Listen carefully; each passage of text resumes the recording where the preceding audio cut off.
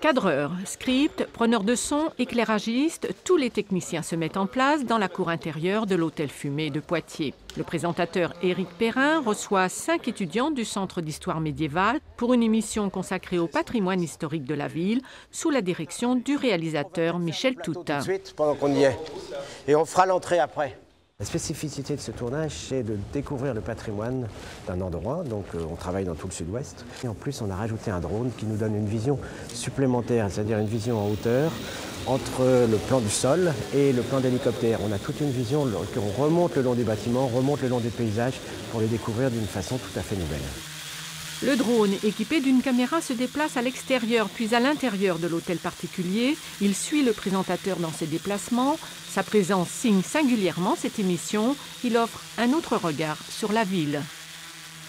Grâce à ce drone, tout d'un coup, dans un seul mouvement, on peut faire comprendre à l'image ce qu'éventuellement on raconte dans le texte ou que les invités racontent. Même les gens de Poitiers, par exemple, quand ils verront l'émission, ils diront « Oh, je ne l'avais jamais vu comme ça ». Si on arrive à surprendre les gens qui sont d'ici, c'est qu'on a un peu réussi et atteint notre objectif. Autour du drone, un périmètre de sécurité est nécessaire. Personne ne doit passer en dessous car bien qu'équipé d'un parachute, l'appareil de 4 kg peut être dangereux. Ce nouvel outil de tournage est très prisé des réalisateurs. Contrairement aux hélicoptères qu'on devait faire intervenir auparavant, qui coûtent cher à déplacer, qui coûtent cher en kérosène, là en fait on est très mobile. C'est-à-dire que le drone on le porte sur l'épaule et puis on se déplace de lieu en lieu, ça va très vite. Et pour une prise de vue, on met à peu près 10 minutes pour la faire.